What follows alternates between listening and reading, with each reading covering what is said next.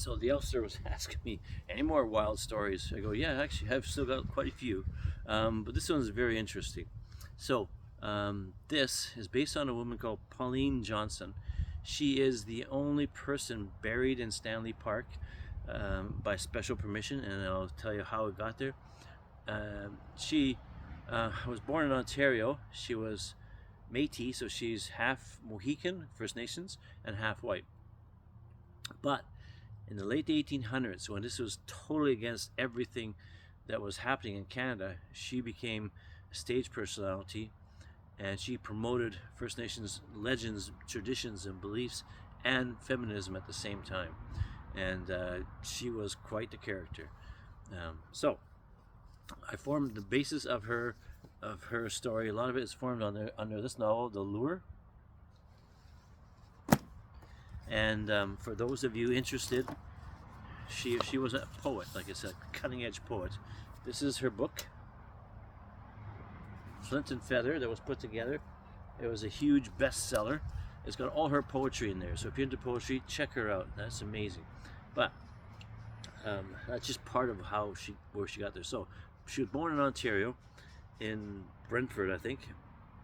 And her first, so she got into poetry, reading a lot of very famous poets at the time, and she wanted to do poetry. And a lot of the people said, "Oh, yeah, but you're a woman. You can't do poetry."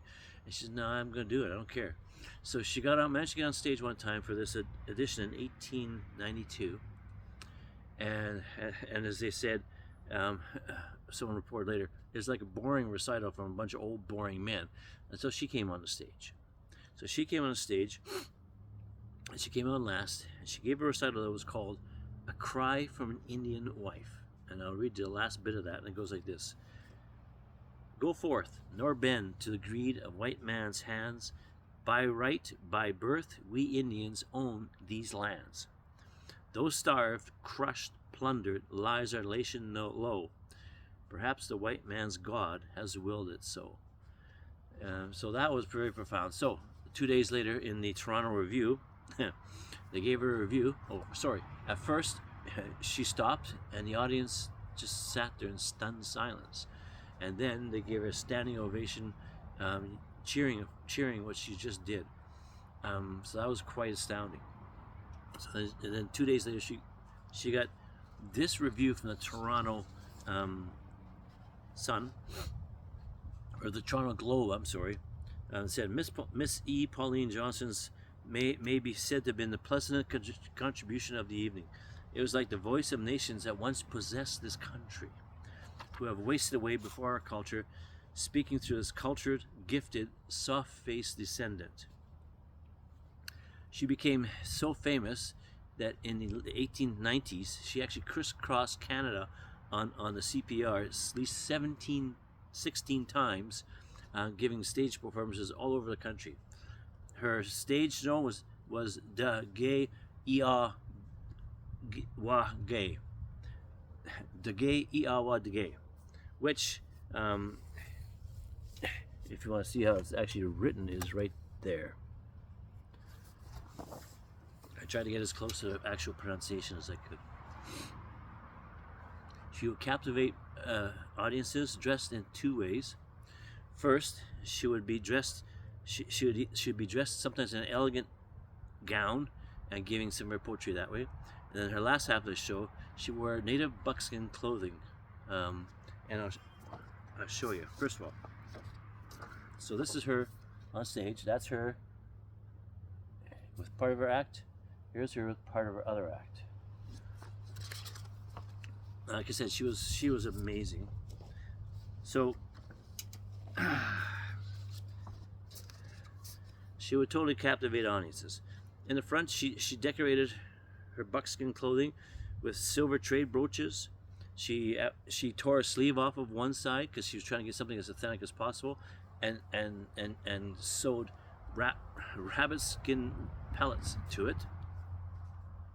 In her waistband, she had her father's hunting knife, and of all things, a Huron scalp that belonged to her grandfather.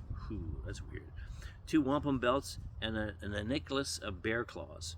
If you saw that picture, you can see the claws on her, and she would look kind of like that on stage.